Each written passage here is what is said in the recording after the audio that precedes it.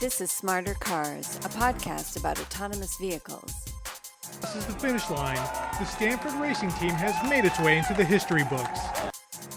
But the most important thing for me is it actually doesn't matter who comes first. It matters that we as a community achieve it.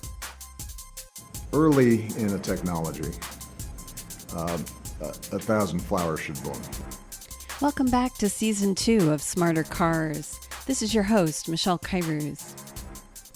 In this episode, we talk with Warren Logan, Senior Transportation Planner at the San Francisco County Transportation Authority, or SFCTA, and we discuss his thoughts on regulation of emerging mobility companies in San Francisco, including TNCs and scooters, and how industry can work collaboratively with city government. Warren, welcome to the show. Hi, it's so great to be here. Terrific. Can you explain for folks who don't know what the SFCTA does and how it differs from the SFMTA? Absolutely. I'm very happy to work here at the SFCTA, and our major goal for the County of San Francisco is to plan, fund, and deliver major capital improvements for the people who live and work and play here in San Francisco.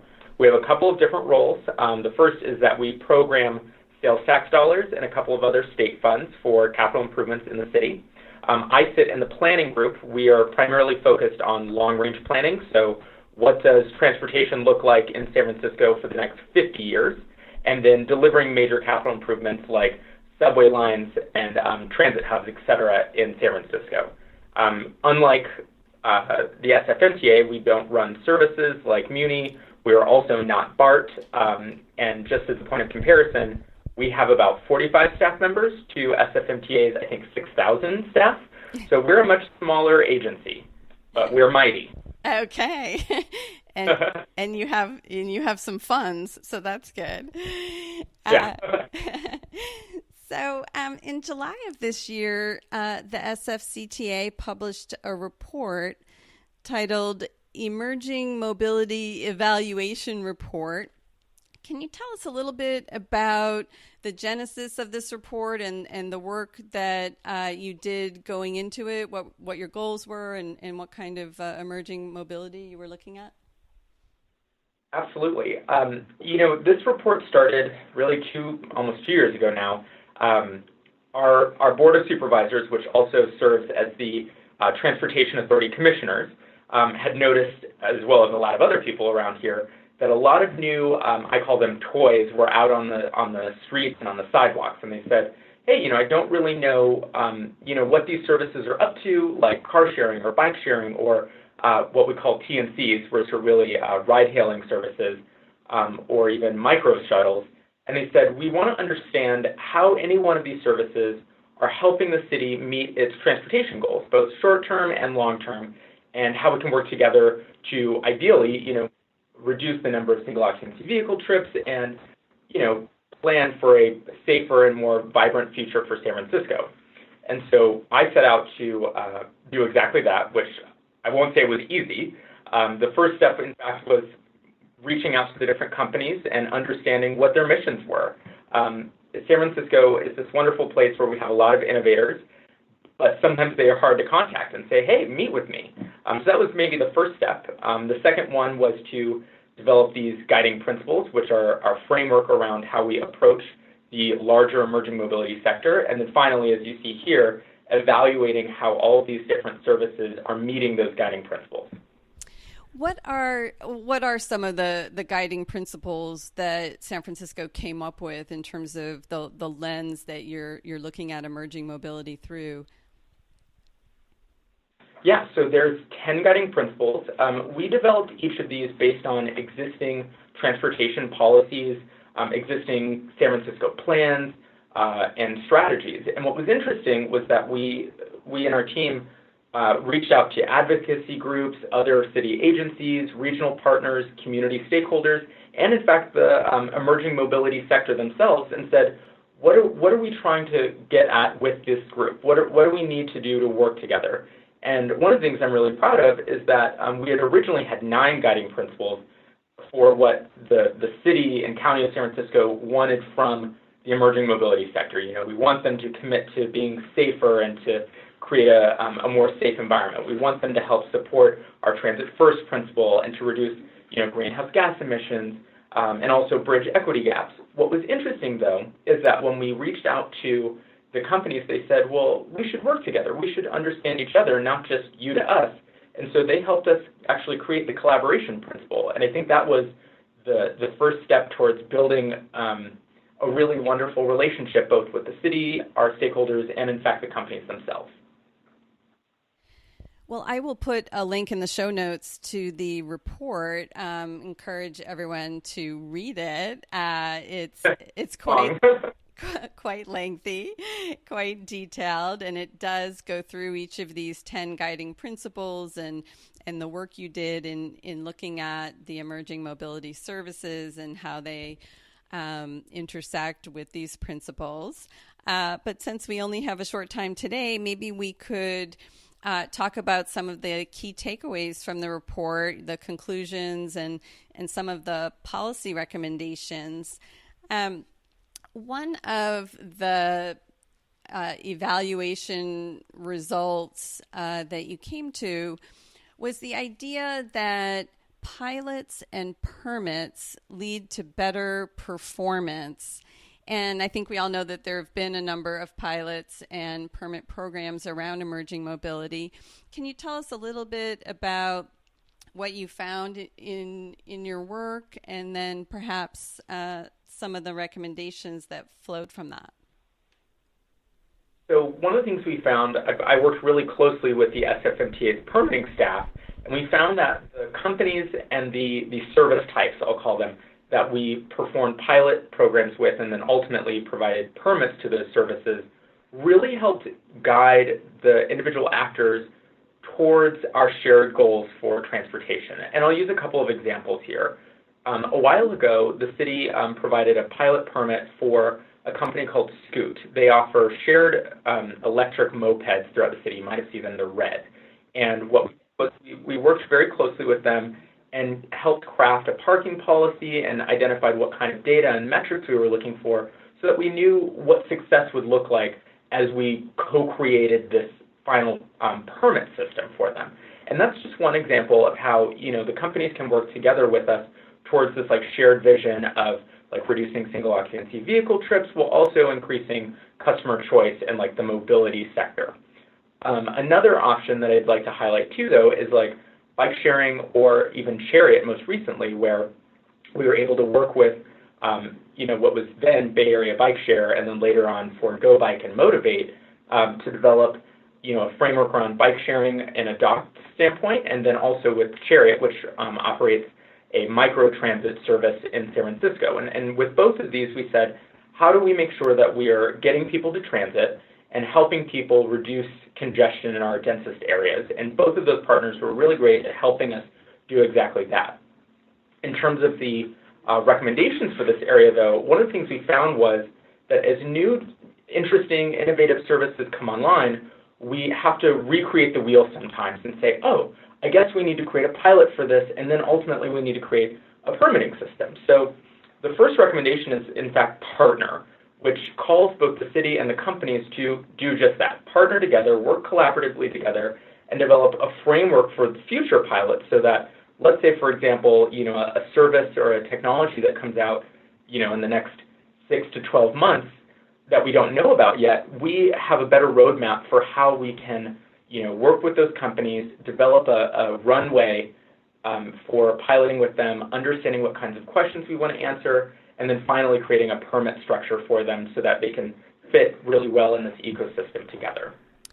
And how do you come up with a pilot and ultimately a permit system if a company has not launched a particular type of product in the city?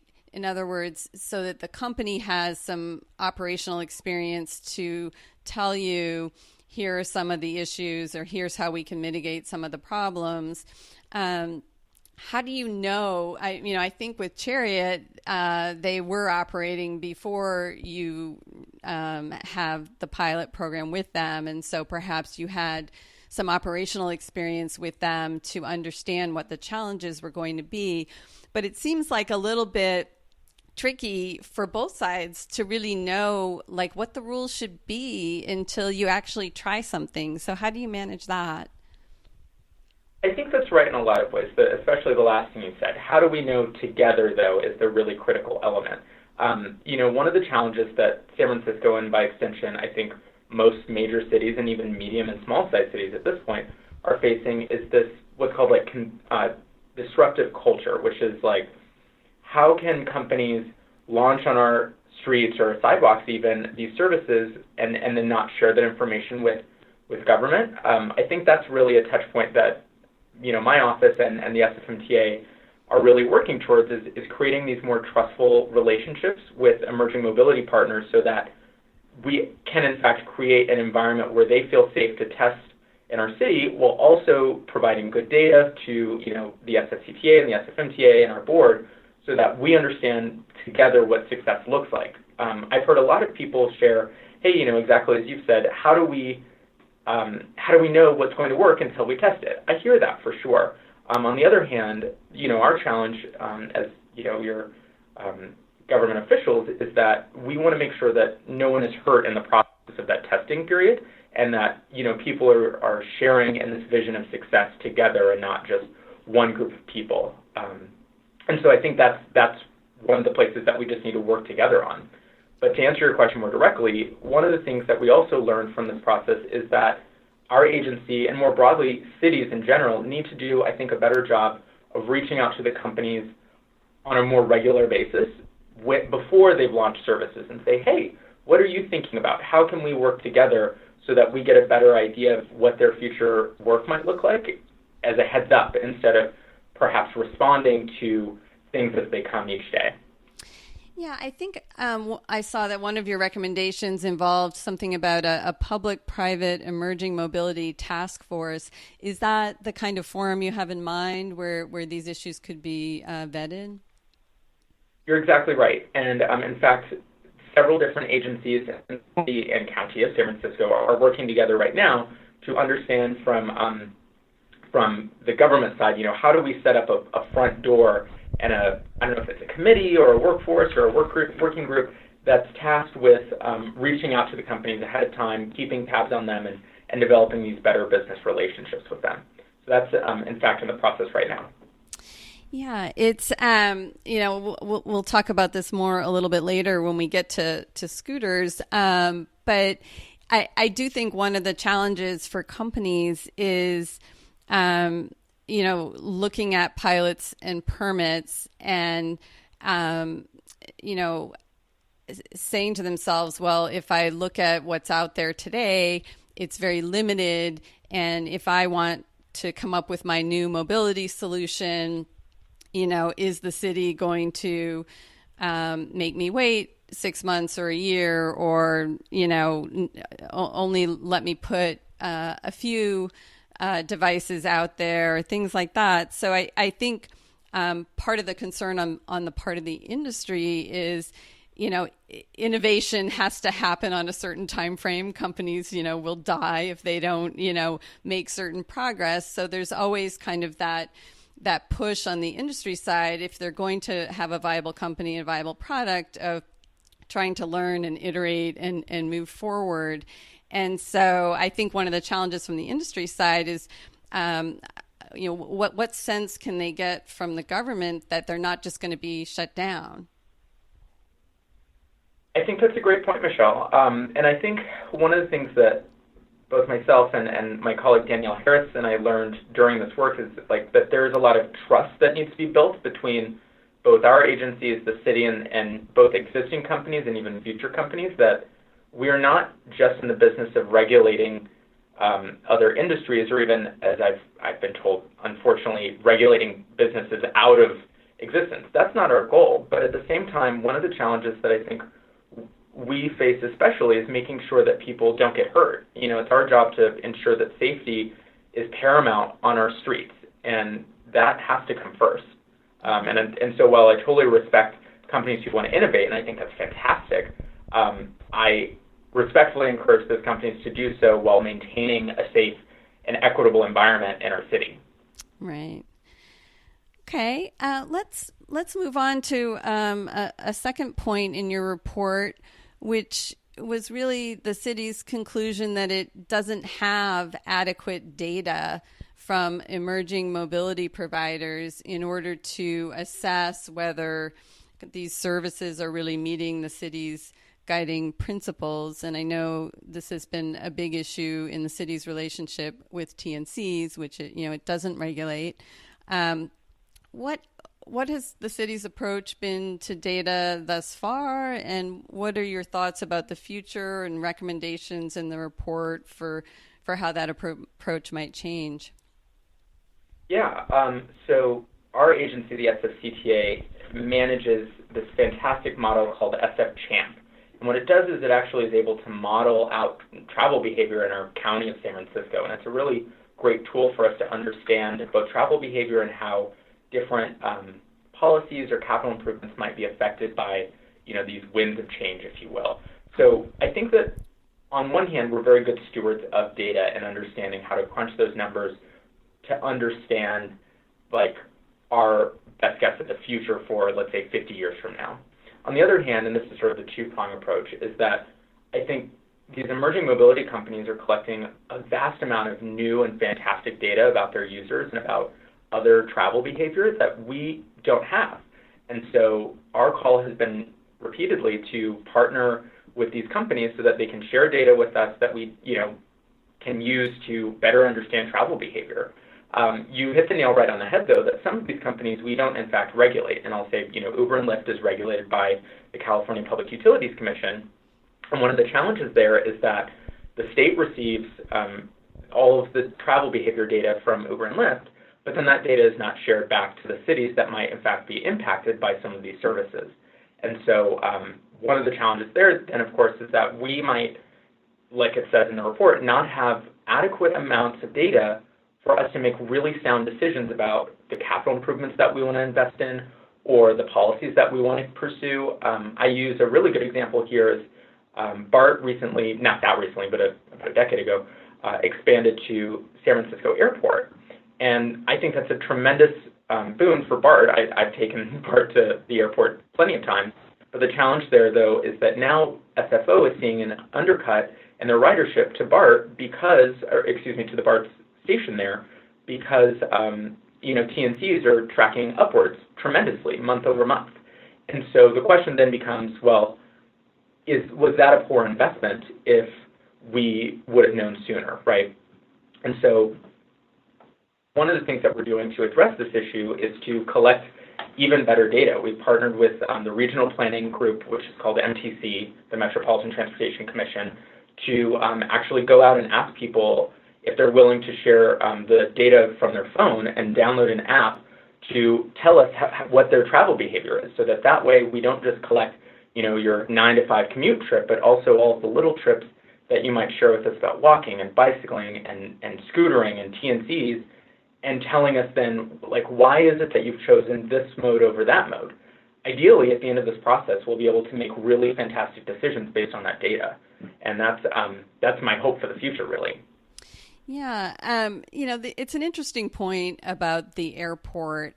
And, sometimes you just don't know that new innovations are going to come. I mean, that's the essence of disruption. And the people who bought taxi medallions in New York and other cities got disrupted. And, it may be that people prefer, when possible, to take a TNC to the airport. I mean, does that mean that you should, somehow destroy that option for people just because the city made an investment in BART? I mean, I think it's kind of an interesting point that we can't always predict, some great new innovation comes along and it might be something that people prefer. How do you think about that? I mean, is the capital investment and somehow, I saw some reference in the report to preserving capital investments, but there might be some times where, innovation just overcomes the existing infrastructure. And that may totally be true, and I'm looking forward to exactly that. I recognize, and I'm sure lots of other public agencies recognize that capital improvements are extremely expensive, and I am in the business of making sure that our tax dollars are being spent really wisely. The other challenge, though, and I think this is the special part about the SFCTA, is that we are also tasked with managing the county's congestion management program. And so when you think about TNC specifically, one of the challenges with that service is that, you might hop in a car that comes right to your door or to, the curbside or whatever, and it takes you exactly where you want to be. That's extremely convenient, and I'm not saying it isn't. Like, I've used TNC services plenty of times, and I can tell you that they are convenient. The challenge, though, is that on the other end of either my getting picked up or dropped off, there's a lot of deadhead miles associated with that trip. And so what ends up happening is that there are way more vehicles and way more vehicle miles traveled on our roadways. And so when I get a call from, the supervisors or from, everyday people living in San Francisco or working in San Francisco who say, hey, I'm noticing that congestion is getting worse and worse in the city. What are you doing about it? I have to respond to that with sound planning. And so on one hand, I totally respect that people might find these services more convenient. And on the other hand, we need to be responsible about how these services are being used, and in terms of the government side, like making sure that we are regulating in a proactive way so that we're not seeing other goals not being met, like our congestion management goals, like our sustainability goals, and our safety goals. Right. And so you mentioned with this MTC app, trying to sort of collect data more directly from people, which is an interesting idea.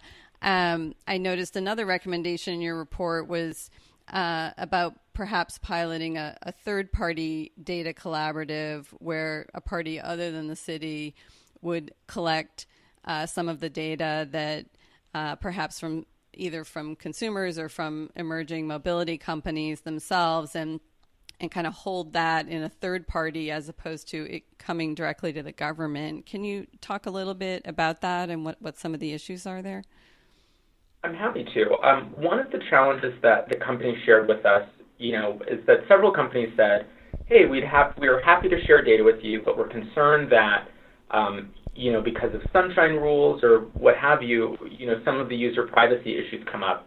And so I've seen in a couple of other cities, these companies, emerging mobility companies, will share their trip data with a private other company, like, let's say, in this case, UC Berkeley might act as the middle man for this. They'll share the data with a university. Their team will aggregate the information, and then the government groups might say, okay, please share with us these kinds of metrics, or aggregate it in this way so that we can answer these kinds of questions, and then we get the answers that we might need. But I think that the issue here is, again, sort of about trust, and so while it is not our preferred model to use like third-party data collaboratives, I understand that there is a bit of trust that still needs to be built, and so, we're working on it. It seems like the data piece of it really goes beyond trust. I mean, you mentioned sunshine laws. I think you're referring to FOIA. That's right. And so under the Freedom of Information Act, ordinary people, reporters, and other people can gain access to information that the government has. And so if you collect data, other people can get it. And so I certainly understand when there's only one or two providers in an emerging mobility service, they're thinking, okay, well, all we have to do is get all the data from the city, subtract out our data, and we'll be able to see our competitors' data. Woohoo! That seems tough. It seems like a tough sell. How do you guys react to that? I don't see how you get around that unless you're somehow going to get an exemption from FOIA. Right. I think there are three reasons why companies don't want to share data with us. The first is what you just touched on, which is in the case of Uber and Lyft specifically, it's a duopoly. So if you subtract your number from the larger number, you know what your competitors' market share is. And that's, I understand how business works. You wouldn't want to share your, secrets with your competitors, for sure. The second side of this is that, and I definitely respect this point very well, that people's travel behavior says a lot about who they are, and that we need to be very cautious about how that information is used and aggregated and then redistributed, or what's called a derivative product is developed from that information. So, if you see my travel behavior on a map, you'll know roughly where I live and where I work and, who I visit, et cetera. And so some people might not be comfortable with that. Of course, there are plenty of very great ways that have been industry standards for decades about how to, keep that information secret and also obfuscate that information so that it can't even be released in the first place. I think the third issue, though, and perhaps this is the more important one that people don't like to admit to, is that companies don't want to share their data, I believe, with the government because they're concerned that they're going to be regulated. And on one hand, I respect that. On the other hand, I think that it goes in the face of a lot of talking points that I've heard, which is that if you're good for the city, wouldn't you want to demonstrate how great you are for the city, right? The companies that I worked with that were very happy to share data with us are listed in this document. You can see where there are lots of question marks under the T&C columns of our evaluation tables, whereas for microtransit or chariot or for bike sharing or for car sharing, we have a lot more information. And that's because it seems to me, at least from this evaluation, that they are, more in line with our guiding principles. And it remains to be seen with good, sound data whether or not that's true for some of these other services. And I, again, sort of extend my welcome to any one of these companies to share their data with us to prove that they are, doing the wonderful things they say they are. Well, to be fair, the services that are providing data are also regulated by the city, where the TNCs are not, right? So it may not be as a voluntary of a choice as you're suggesting. But, to your point about specific data that addresses specific concerns, my understanding, because, this has been litigated now, and I've read some of the briefing between the city and the TNCs about data, it seems like the concern expressed by the TNCs has been not that they don't want to give you any data, but the city is insisting on like a fire hose of like all data everywhere in real time forever. And that was just like overly broad, as we say in the legal world. And that, if there were targeted questions you were trying to answer, that people might be more willing to respond to a specific request than just insisting that you need everything. And so I'm just wondering, it's obviously a tactic and a decision that the city made to kind of ask for more, not less. And I'm just wondering, is that being reconsidered? Is it just going to be litigated? Or, it seems like that's a large part of the disagreement. Yeah, I think there's a multi-pronged approach. For the first thing I'll say is that my understanding, and I've heard this from especially the TNC companies, is that exactly what you said. If you ask for something more specific, we'd be happy to give it to you. And I'll say blanketly that we have done exactly that and also received the same response, which is that we, the TNC companies, cannot share that information with you. And so I don't really believe that. I think that we have done some really great due diligence in both this agency and the SFMTA to work collaboratively with the companies, and we've seen some effort to share limited amounts of data, but I don't think that any amount of data is really willing to be shared with us to the degree that they don't have to. I have noticed, though, that Lyft especially has been a little bit more transparent about the work that they've been doing at meeting some of our concerns, especially around curb management, double parking, and our Vision Zero goals. They just shared with us a blog post on Valencia, and we're right now trying to understand what the data means, and we're going to be reaching out to them soon to understand a little bit about what went into their pilot. But comparatively, I noticed that apparently Uber did the same pilot, but is so far unwilling to share any data behind that evaluation. And so I kind of call out people who say, well, if you ask for less, then maybe you get what you're asking for. I don't know if that's always true. But to the litigation component, I recognize that our city attorney's office is also in active conversations with both the companies and the CPUC, but that's not part of my business, and I let them do, what they're going to do. Yeah. it's sometimes hard to share when you're in the middle of litigation. So it's hard for you to get everyone to the table under those circumstances. All right. Well, let's talk about another one of the takeaways, which was the evaluation result that new mobility services might provide opportunities for equitable access to mobility for people who are underserved by current transit options, and some recommendations around maybe how mobility services could bridge some gaps. Can you talk a little bit about what the mobility and access gaps have been historically and how you think perhaps mobility services could help? Yeah, there's plenty of studies. They're all kind of cited throughout as case studies in this document about gaps that we recognize, transit or other actors could improve. One of those is late at night. BART stops running at about midnight, depending on where you are in the region, and plenty of people work odd hours. This agency produced a report, with the Office of Economic and Workforce Development that documents what we call the other 9 to 5, and that's a pretty significant gap when you think about how many people are working, these service industry jobs or are working in hotels, cleaning, etc., that still need to get home either early in the morning or still late at night. And so one of the things that we recognize is that a lot of these emerging mobility services offer different kinds of options during that period. And so we want to think, hey, how can we use these as tools to bridge those gaps?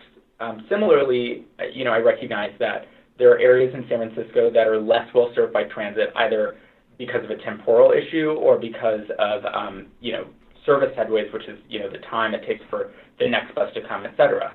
And so can we use some of these emerging mobility services, again, as tools to connect people either to a bigger transit hub or to carry them all the way if it's late at night or safer? And so we document some of these examples here in, our recommendation, which is called Bridge. So again, identifying opportunities to pilot late night transportation options. And in fact, we actually want to conduct another equity and disabled access study to think, what are those gaps again? Let's make sure that we're filling them properly with the right tools, whether that's transit, taxis, or emerging mobility services, et cetera. Right. And so are you thinking that, it might be more cost effective for the city to subsidize some sort of private on-demand service at odd hours of the night when there aren't that many people traveling, as opposed to running a big bus, very infrequently and sort of in a way that's not as convenient for folks? I'm not sure yet, and that's in fact where these pilots come in, is to test out what are the costs associated with something like that. I've seen in other cities that they do exactly that, and so we're looking to our sister cities like Los Angeles and New York. I know Denver and Seattle are doing similar things as well, but that's where we want to test these out. I don't think a lot of people really understand the full cost to running a lot of these services, and so I can't say whether or not it's cheaper to run a bus or to subsidize something that's listed in this document. Right. I mean, today, if you work at a hotel on Nob Hill and you get off work at 1 a.m. and you need to get home to the East Bay, let's say, how would you do it using public transit? Is there bus service? There is, in fact, bus service. There's an OWL bus. That's the all-nighter bus, and so AC Transit runs those services along Market, and then they filter out into different portions of the East Bay, roughly along the same BART lines, just on the surface streets instead. And in fact, I've taken that bus myself. It's actually quite convenient and reliable, but I also recognize that, not everyone wants to wait for the bus if they've missed it, and sometimes, you're tired and you don't want to be on a bus. I do understand that sentiment. And so there are other options. You can car share, you can also take a Lyft if you want to. There are plenty of options. And so it's just a matter of us working with the businesses and with these companies to figure out what is the most sustainable, safe, and ideally, most equitable option available for these people. Right. Another evaluation result from your report is the question of what the impact is of these new mobility services on public transit. And I think you say that the city really lacks the data to determine at this point whether or not these services are helping or hurting public transit. Can you tell us what the city has learned so far about the impact of various services on public transit? Yeah, I mentioned the BART data earlier, and so I don't need to repeat that, but there was a couple of studies done by UC Davis and also here closely at UC Berkeley that demonstrated that people are often choosing a lot of these services, but primarily ride-hailing vehicles in place of riding transit. And so, for whatever reason, whether it's faster, it's safer, et cetera. But that's one of the impacts that we're recognizing is that we are losing, in some cases, ridership to these other services. Or in other instances, we're finding that where we should be seeing increased numbers of riders because people are moving to the city or they might be more interested in riding transit, they are using these options instead.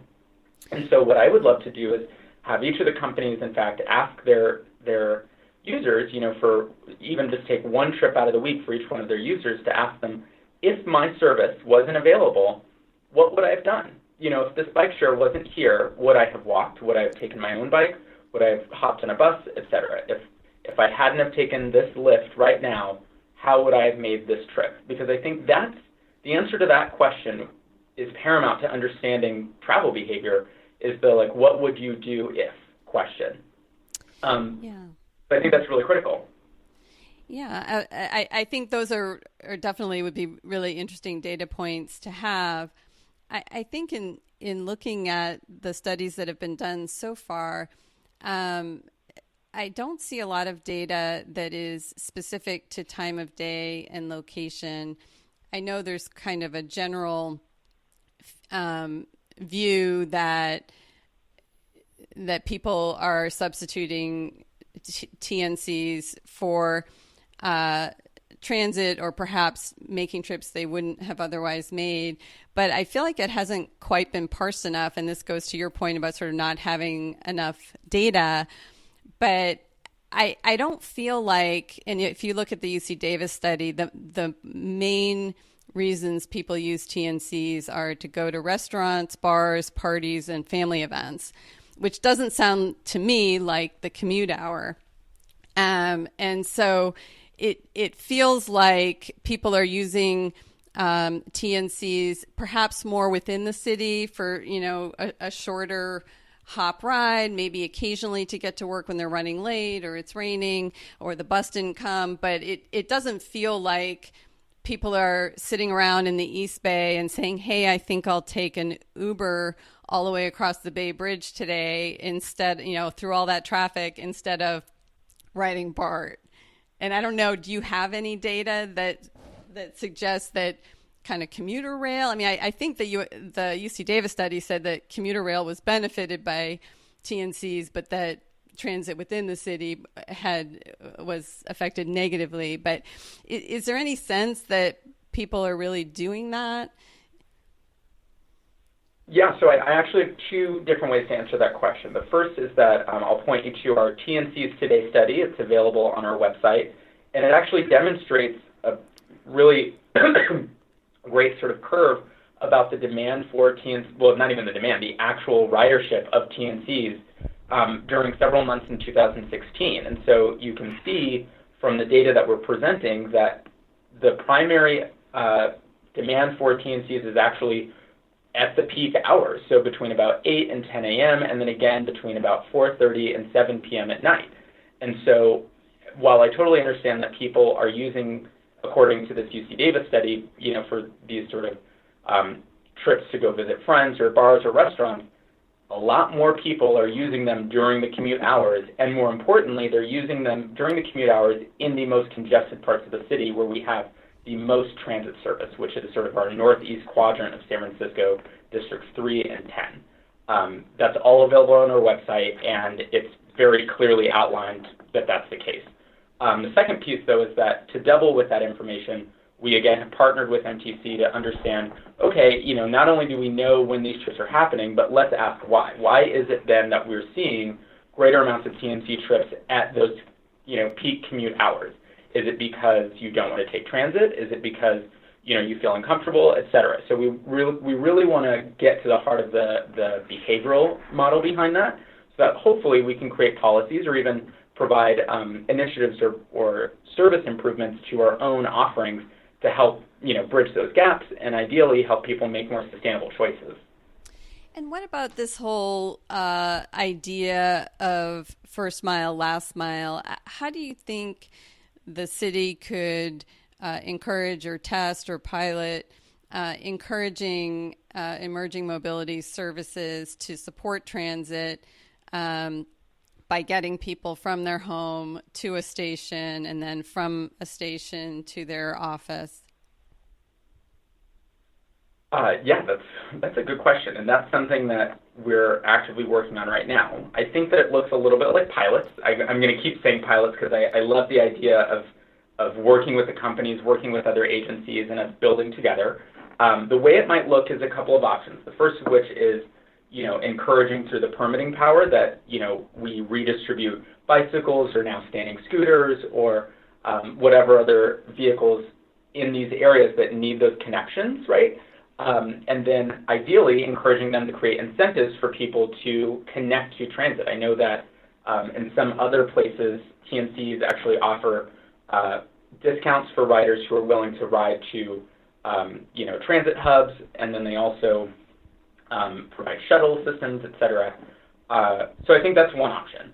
The other is that, on our end, we also control the right-of-way. So one of the ways that we can influence travel behavior, whether it's first or last mile or any kind of trip, is by creating the right-of-way that will encourage the behavior that we're looking for, whether that's, bicycle lanes and cycle tracks to encourage more people to bicycle, producing more safe walkways with bulb outs or curb cuts, et cetera. All of those are sort of within the menu of options that we have at our disposal, and it's just a matter of us, flexing that muscle to encourage the kind of behavior we're looking for.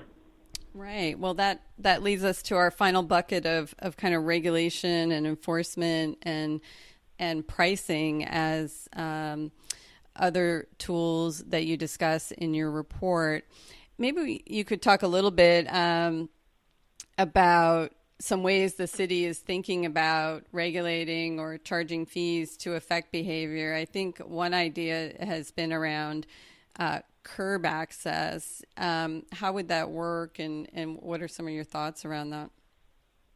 Sure. I'm going to take actually a step back for just a second, and I think the high level here is that we want the companies, all emerging mobility companies, both the ones that we've permitted already, the ones that might be coming down the pike, and then any future ones that we haven't even thought of yet, that we want them to race to the top, which is why we want to harmonize our different permitting systems so that ideally it's a little bit easier to get a permit, and also that it's very clear what the metrics are for success, not just between bike share to bike share, but bike share to private transit to scooters, so that across the board all of these mobility options are being weighed with the same kinds of metrics, tools, et cetera.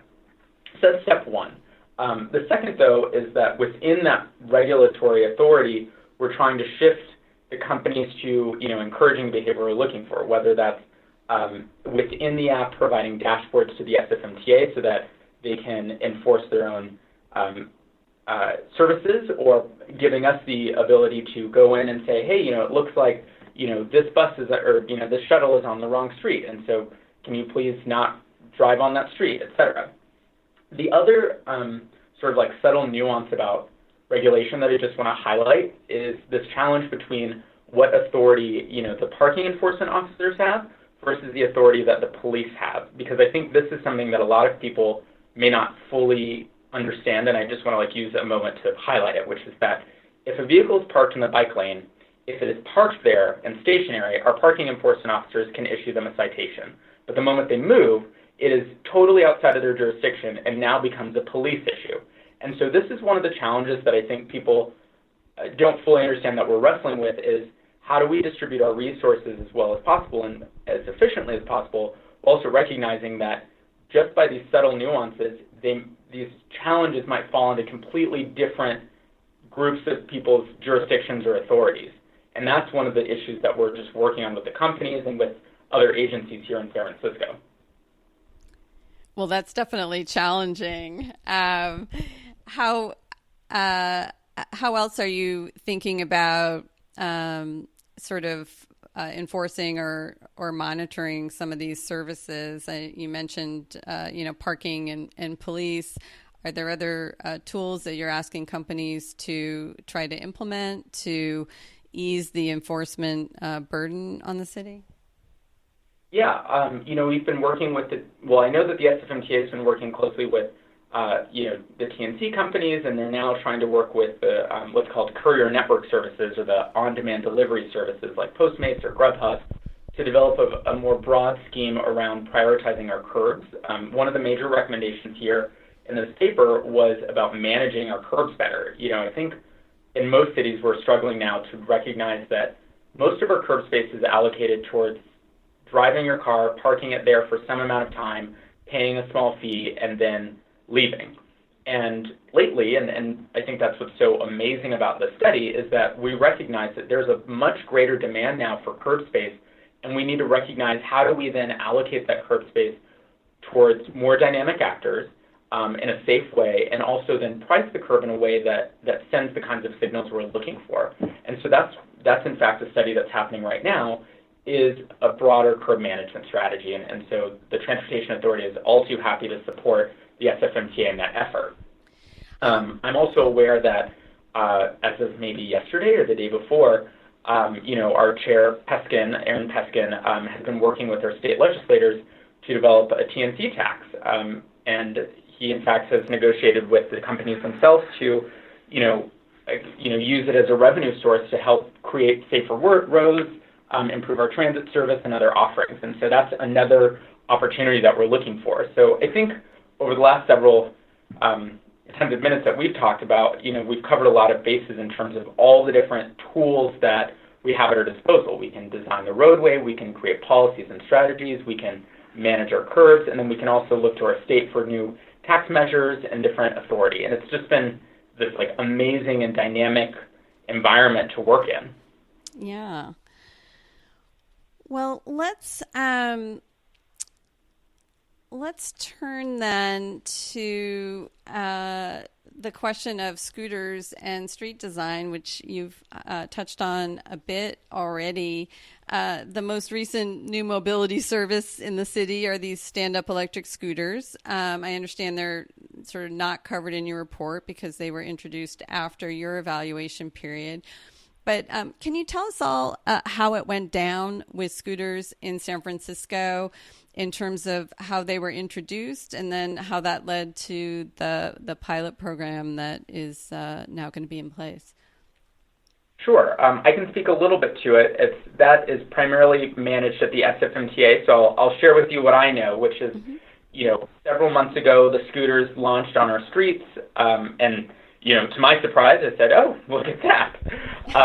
And then there was a lot of confusion as to whose authority it was, and then the city tried to respond as quickly as possible to make sure that our sidewalks were clear and that people weren't tripping. The other side of this, too, that I think people forget is that, the sidewalks are not only used by able-bodied people, but also people in wheelchairs and, strollers, and that's something that we need to make sure that we're always protecting, is access to basic public right-of-way needs like the sidewalk. And so the reason I bring this up is that was one of the major concerns that prompted the SFMTA to work with the rest of the city agencies to actually create what's called Division 1 language to force the companies to have a permit before they could operate on our streets. And so that's as much as I know about that portion of the effort. Yeah. But what's really interesting is that the permit structure, the application structure that they put out, is in line with the guiding principles that we set up. And so it was really exciting on my end, just as almost a spectator at that point, to read the applications that the companies applied. 12 companies applied, and their applications were hundreds of pages. But to see them using our guiding principles that we developed last year and adopted as a way to share in a language about how they're going to contribute to the city's transportation system. And in looking at the evaluation that the SFMTA conducted, it looks like, the guiding principles were really a great tool towards helping both the city and the companies evaluate what our next steps would be in the space and how to select the right companies for our pilots. Yeah. I took a look at some of the applications and the city's evaluation of it. I think some in the industry were a little surprised at the weight that seemed to be given to the question of compliance with city rules, in the sense that, folks who had launched scooters without seeking permission from the city were not among the 2 permits that were granted. How did you feel about that? Did you feel like that was a really significant factor that was in play here? I'm not sure. I read the applications like everyone else, and it looked like there were a lot of different factors that the SFMTA weighed. And, there are so many strong, they used fair, strong, and poor, as their sort of like rationale for identifying how they evaluated these different strategies. And it looks like across the board, a lot of the companies fared well, and some of them just rose to the top. I can't speak really to how the SFMTA decided or weighted that factor. I personally don't think that was, the overriding consideration above all else. There were plenty of other factors that the SFMTA considered, and you can see that in the mountains of paperwork that they distributed for their evaluation. Right. So, I think there are kind of 2 aspects to the city's decision that surprised people. One was only awarding 2 permits when they could have gone up to 5. And it seemed like in some of the city commentary that they ascribed that in part to wanting each company to have a sufficient number of scooters. But the other is just the total scooter permit, being limited to, I think, 1,250 in the first 6 months and then going up to 2,500. It seems like not very many, compared to a place like Santa Monica, which has a much smaller population, or compared to what LA just authorized, which I think is 10,500 per company for bikes and scooters. So what are your thoughts around limiting the number of permit holders, limiting the number of devices, as you try to encourage this idea of pilots and permits and working with the city? Why is constraining supply like that kind of the best approach from the city's perspective? That's a good question. I think I wasn't a participant in that effort, so I can't say for certain why the MTA chose that number. But I also recognize that our broad goal is to start small and build from there. And so, I respect the fact that the MTA wants to make sure that we have everything right, especially given the tens of thousands of complaints that they received in a matter of 2 or 3 weeks. I think, I understand that people really want new, exciting mobility services, but like I said a couple minutes ago, it's our main goal to make sure that the streets are safe, and more importantly, that the sidewalks are safe. And so I think, without speaking for the MTA and their good work, this is a 1-year pilot. We want to make sure that we get this right and that we start slow, and that, the pilot terms allow for the number to go up from there. Who can say what happens after those terms? And I hope that the companies continue to engage, the companies that didn't receive permits continue to engage with the city and work towards their shared vision for launching in San Francisco. But to that end, I also recognize that we have to work on, as I said before, collaborating and following the rules that are in place. It was not a good experience to have a lot of people yelling and being very frustrated that they couldn't get into their homes sometimes because mountains of scooters were piled up. And those are the kinds of constraints that we just have to weigh against these other challenges. Yeah, it's an interesting challenge. It seemed like the complaints stemmed from 2 areas. One is the parking point of people leaving the scooters on sidewalks, which it seems like with innovation and multiple companies working on the problem and trying to come up with good solutions, that this industry should be able to solve that problem. I think the second, it takes some time for people to learn from how user behavior, plays out. And so, companies try to learn from those experiences, I think, as they go. And obviously, that's challenging from the city's perspective. The other issue was riding, and perhaps we can talk a little bit about street design here as well. But it seemed like people, and I know from my own perspective, people don't feel safe riding a scooter on city streets. I myself don't feel safe riding a scooter on city streets. I also don't feel safe riding a bicycle on city streets. And so I think people are riding on sidewalks because there aren't protected mobility lanes for bikes and scooters. And, this is another kind of chicken and egg thing where, the city doesn't know that there's demand for this kind of a lane and a protected riding experience until scooters and e-bikes come along, and suddenly a lot more people are interested in, this type of mode. How does the city respond? And can you create protected mobility lanes for bikes and scooters? How do you think about that? I know you already, had a lot of projects on tap for different streets just for bicycles. How do you move forward with this, and what should we as citizens expect to see on the streets in terms of accommodating new modes? Wow, that's a lot of questions. I think I'll start at the beginning, which is that, when I spoke with a lot of the scooter companies and I said, hey, we could sure use your help in this.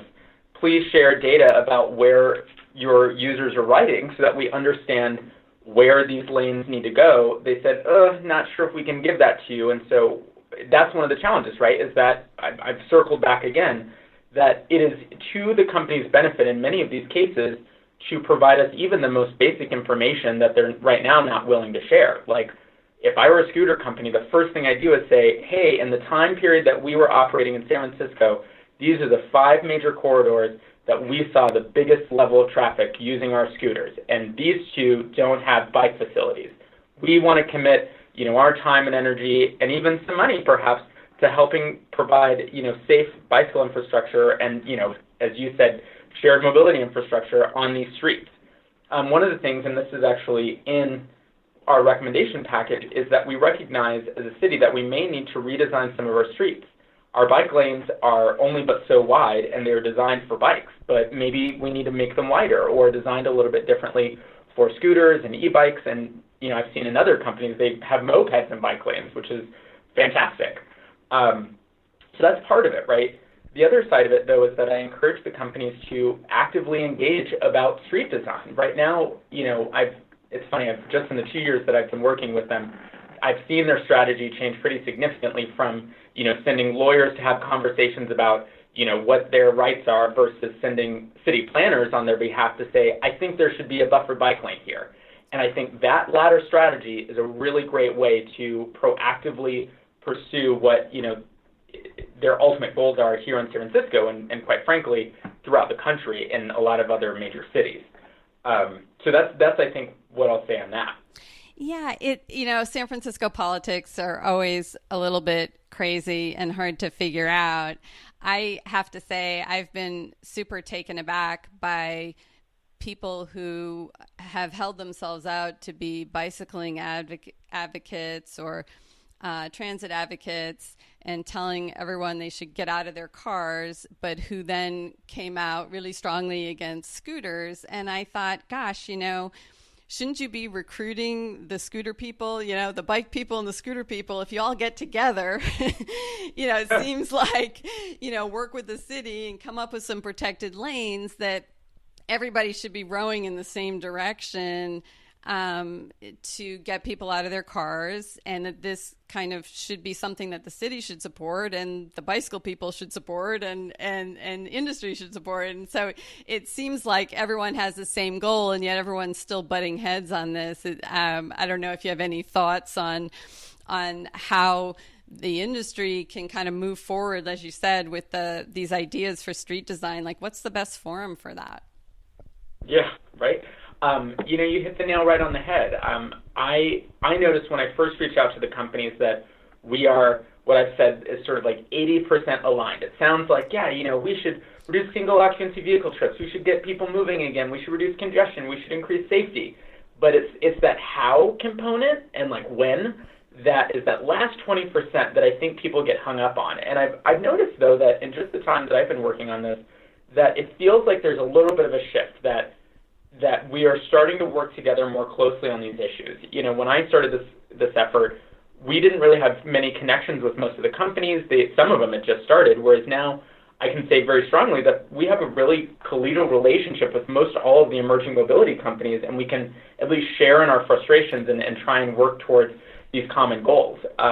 Unfortunately, sometimes at timelines that are a little slower than the companies would like, but at the same time, we want to make sure that, as your government officials, that we're being thoughtful about our decisions and not working haphazardly. But I totally hear you, Michelle, that it's, sometimes it feels like we're all rowing in the right direction, and yet there's still conflict. But I'm hopeful that we're getting through that together. All right, final question. This is my new political pet peeve, and you have to help me with this. What does it take to remove on-street parking spots in a commercial downtown, the financial district, south of Market? When I look at Montgomery and Sansom and Battery Streets and Howard and these streets that are so congested with so many folks competing for space on the right of way, how is it that we're letting people park their cars there? There are garages all over the place that are half empty where people could park their cars. What does it take in San Francisco?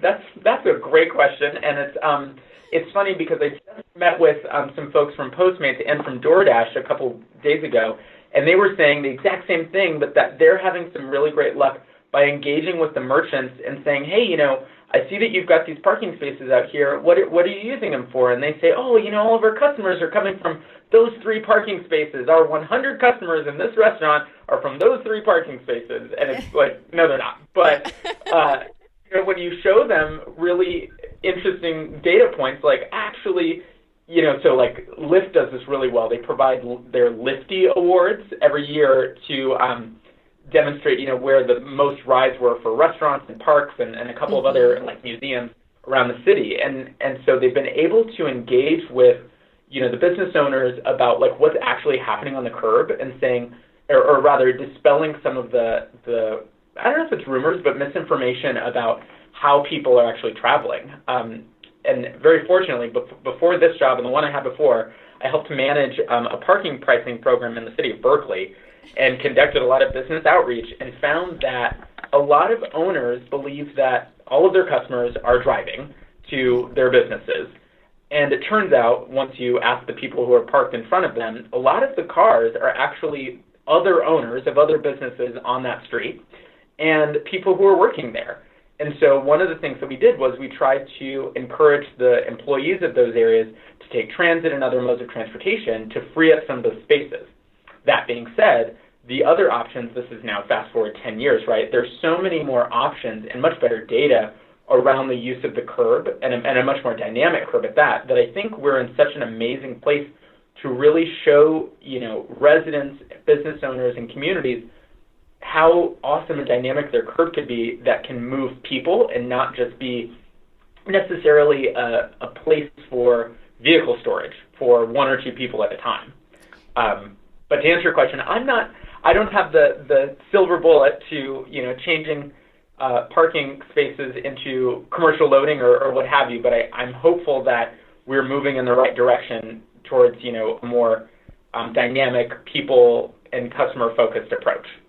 Well, I'll show that I'm not in politics by saying I guess I'm not sure why individual business owners can hold up the use of public space, right? It seems like the city can make that decision.